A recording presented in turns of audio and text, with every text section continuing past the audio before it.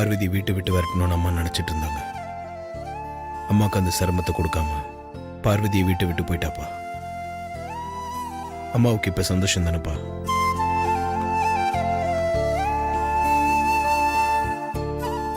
உன்னுடைய வேதனையை என்னால புரிஞ்சுக்க முடியுதாதே. ஆனா இது எதுவுமே முடிவில்லை. சுந்தரம் இது மாதிரி ஏதாவது அவசர முடிவு எடுத்துட்டா என்ன பண்ணலான்னு என் மனசுல ஒரு எண்ணம் தோணுச்சு.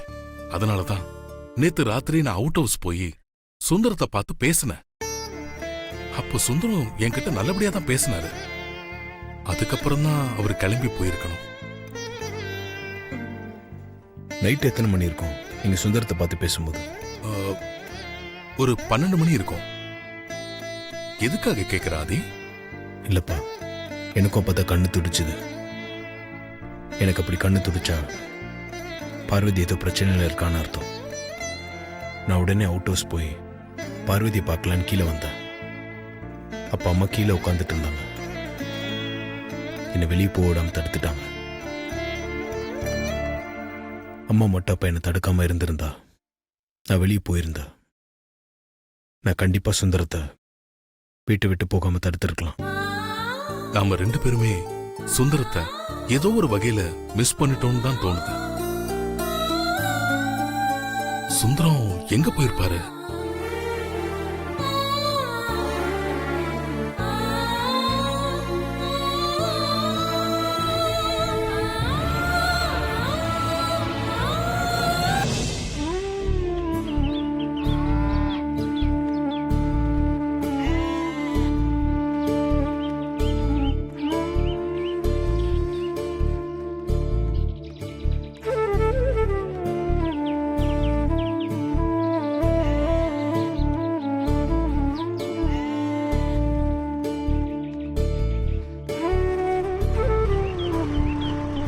சுந்தரம் இப்பதான் ஊர்ல இருந்து வரையா? ஆமாண்ணே. பார்வதி எப்படிமா இருக்க? நல்லா இருக்கையா.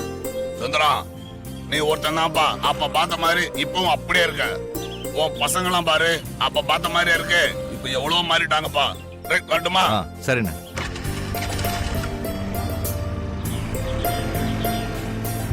மாறித்தான் போயிட்டா. அதனால தானே நான் கடவுளா நினைச்சுக்கிட்டு இருந்த அகிலாம கிட்டையும் ஐயா கிட்டையும் சொல்லிக்காம வீட்டை விட்டே ஓடி வந்துட்டோம். இவளால வந்தது.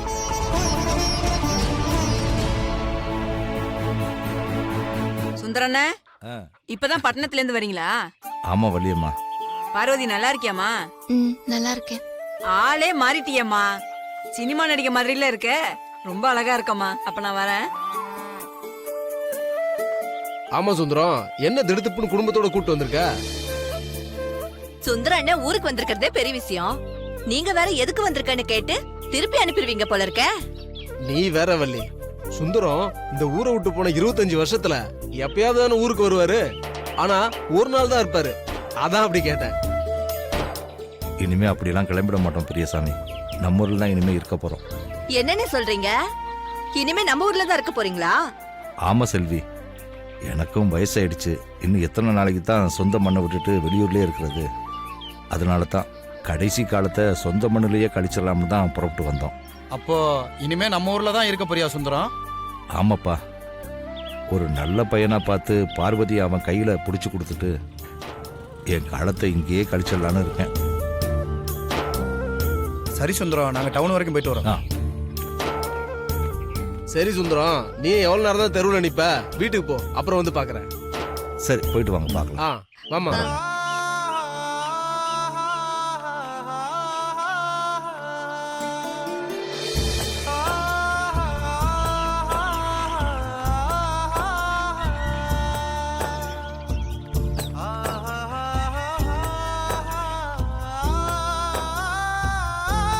சுந்தரம் நல்லா இருக்கீங்களா? இப்பதான் ஊர்ல இருந்து வரீங்களா? ஆமா, எப்படி இருக்கீங்க? நல்லா இருக்கேன். சரி. வாங்க சுந்தர அண்ணே, நம்ம ஊர் பக்கம் வந்திருக்கீங்க. ஏதாவது விசேஷமா? கொஞ்ச நாளைக்கு நம்ம ஊர்லயே தங்கி இருந்து பார்வதிக்கு கல்யாணம் பண்ணி வைக்கலாம்னு வந்திருக்காமா. ஓ அப்படியா? ரொம்ப சந்தோஷண்ணே. வரேன். சரி.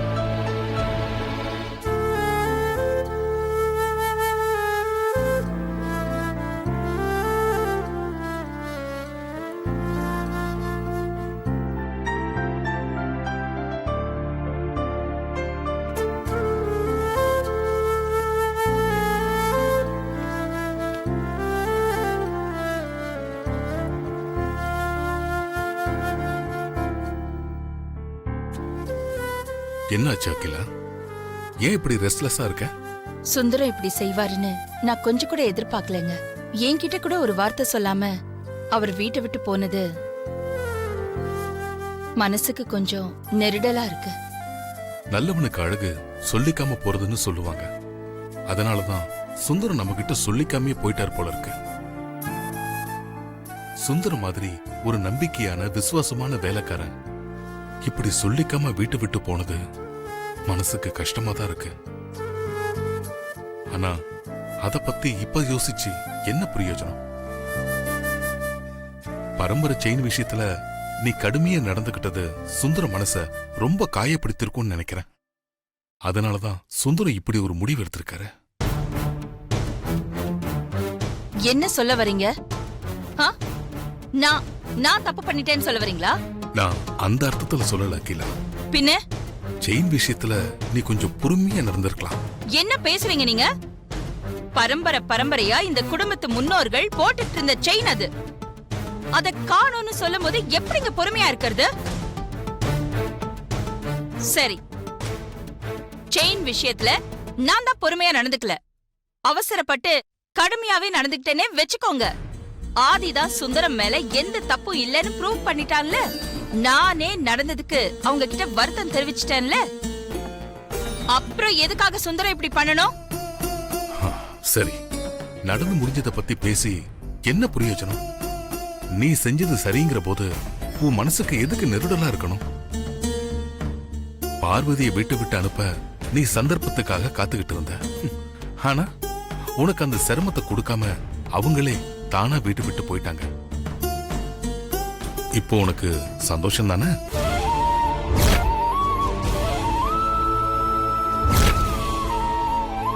இப்போ உனக்கு புரிஞ்சிருக்கும்னு நினைக்கிறேன்.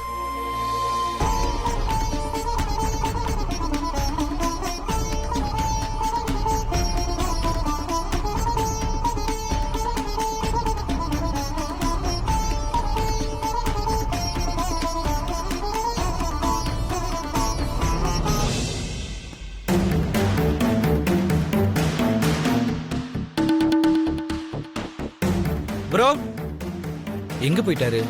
ஒருவேளை ரெஸ்ட் ரூம் போயிருக்காரா? ப்ரோ,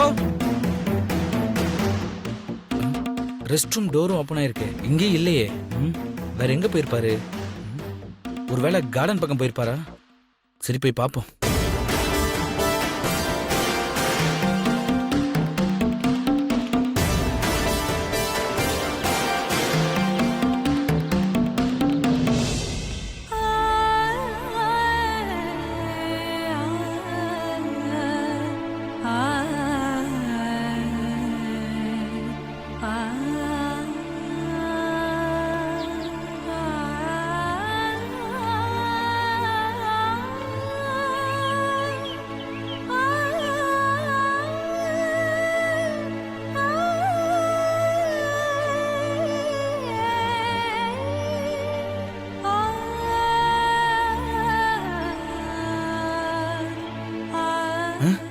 என்ன ப்ரோ, கார்டன்ல இல்ல, வேற எங்க தான் போயிருப்பாரு? ஒருவேளை அவுட் ஹவுஸ் பக்கம் போயிருப்பாரா?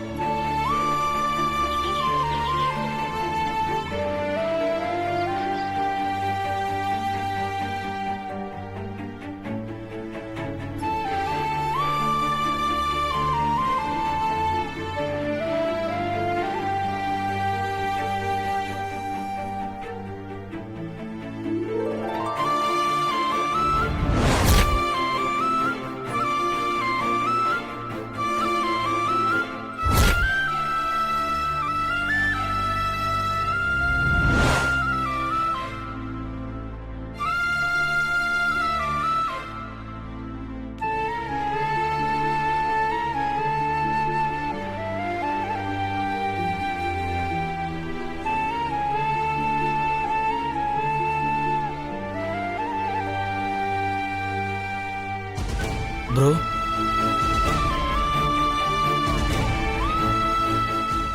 என்ன ப்ரோ இங்க வந்து இப்படி உட்காந்துக்கிட்டு இருக்க? உன்னை இப்படி பார்க்கிறதுக்கு மனசுக்கு ரொம்ப கஷ்டமா இருக்குது ப்ரோ. எந்திரி ப்ரோ நீ. பாத்தியா, வீட்டை விட்டு போகும்போது கூட ஒன்று சேருவோமா மாட்டோமான்னு வட்டம் போட்டு பார்த்துருக்கா. ஆனால் வீட்டை விட்டு போகிறத மட்டும் என்கிட்ட சொல்லாமல் மறைச்சிட்டாடா. ப்ரோ, இது நிச்சயமா பார்வதி என்ன எடுத்திருக்கிற முடிவா இருந்திருக்காது ப்ரோ. சுந்தரம் எடுத்த முடிவா தான் இருந்திருக்கும். சுந்தரத்தோட இந்த முடிவை வெளியே சொல்லக்கூடாதுன்னு அவர் அண்ணிக்கிட்ட சொல்லியிருக்கலாம். அதனால தான் அண்ணி இந்த விஷயத்த உங்ககிட்ட சொல்லாம மறைச்சிருக்கிறாங்கன்னு நினைக்கிறேன். என்னை பற்றி கொஞ்சம் கூட யோசிச்சு பார்க்காம அவங்க அப்பா சொன்னதை கேட்டு என்னை விட்டு போகிறதுக்கு அவளுக்கு எப்படி மனசு வந்துச்சுன்னு தெரியல.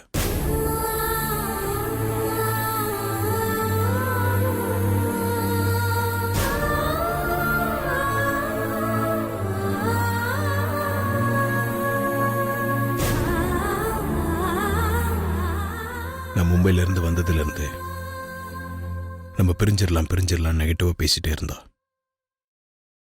அப்படியெல்லாம் பேசாத, பாசிட்டிவாக இருன்னு சொன்னேன். அதான் என்கிட்ட சொல்லாமல் போயிட்டான்னு நினைக்கிறேன்.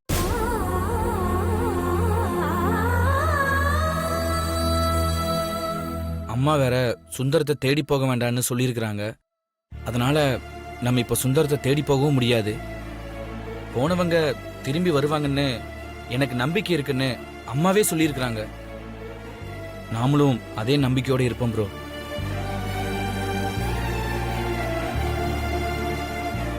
ப்ரோ, உன்ன மாதிரி தானே இப்போ அண்ணியும் உன்னை நினைச்சுக்கிட்டு இருப்பாங்க.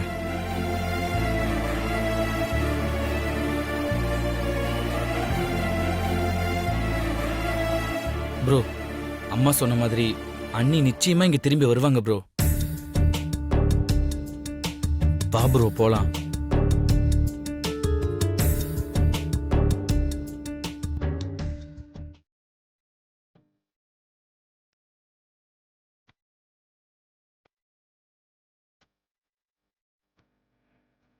வா ப்ரோ போலாம்.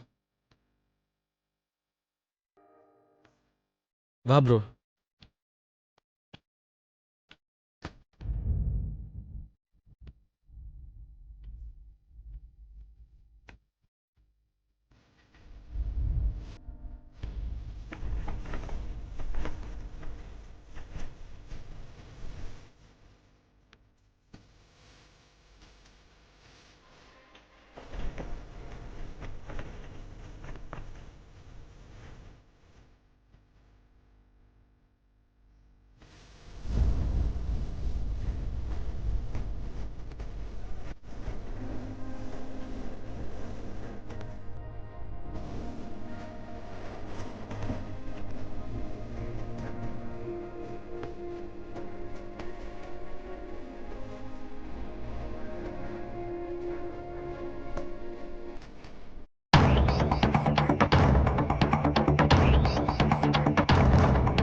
பார்வதி,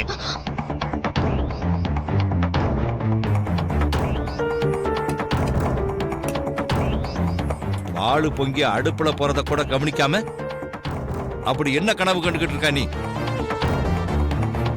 எரியிற அடுப்ப ஆஃப் பண்ணிட்டு பொங்குன பாலை இறக்கி வச்ச மாதிரி உன் மனசுக்குள்ள இருக்கிற பழைய நினைப்பையெல்லாம் ஆஃப் பண்ணிட்டு உன் கடவையெல்லாம் இறக்கி வச்சுட்டு யதார்த்தத்துக்கு வா.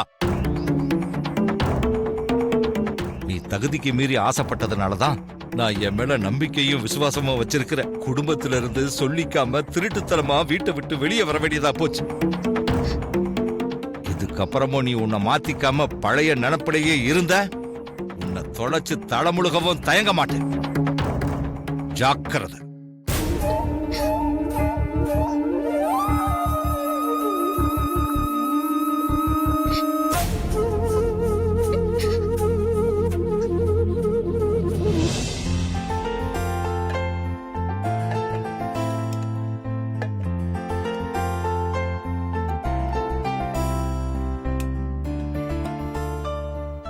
என்ன பட்டமா, எல்லாம் ரெடியா?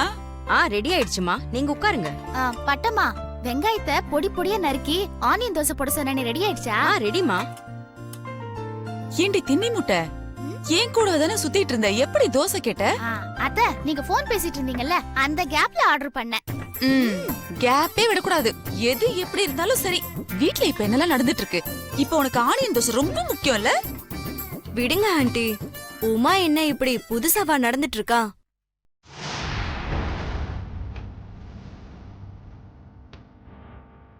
ஆண்டி, அகிலா வராங்க. வந்துட்டாளா?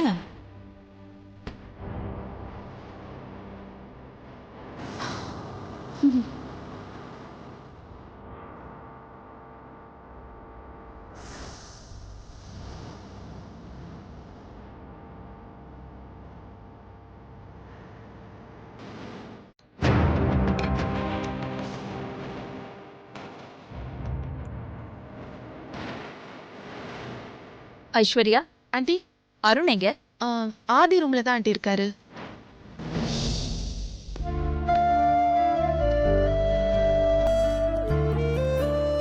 ஐஸ்வர்யா, அருண் ஆதி ரூம்ல இருக்கான்னு சொன்ன. 2 பேரும் எங்கேயோ வெளியே போயிட்டு வராங்க. அருண் என்கிட்ட ஆதி ரூமுக்கு போறதா தான் சொல்லிட்டு போனாரு. அதை தான் நானும் சொன்னேன். ப்ரோ, அம்மா வேற நம்மளே பார்த்துட்டு இருக்காங்க. சாப்பிடாம மேலே போனா என்ன காரணம்னு கேட்பாங்க. என் கூட வந்து டைனிங் டேபிள் உட்காரு ப்ரோ. ம், வா.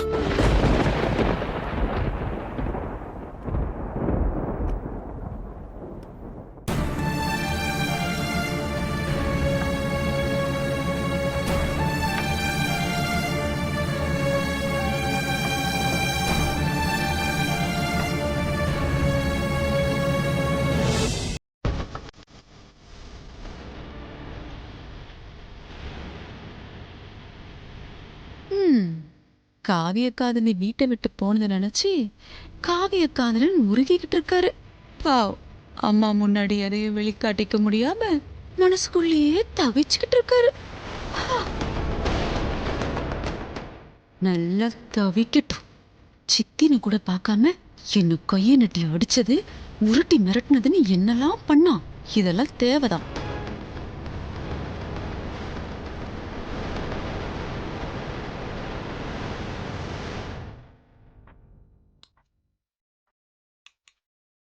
போதும் பார்வதி.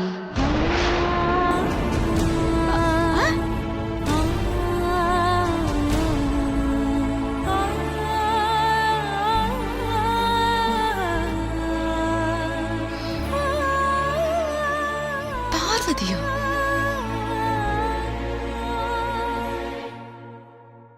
என்ன என்ன எல்லாரும் அப்படி பாக்குறீங்க? ஏதோ பழக்க தோஷத்துல சொல்லிட்டேன். சாப்பிடுங்க.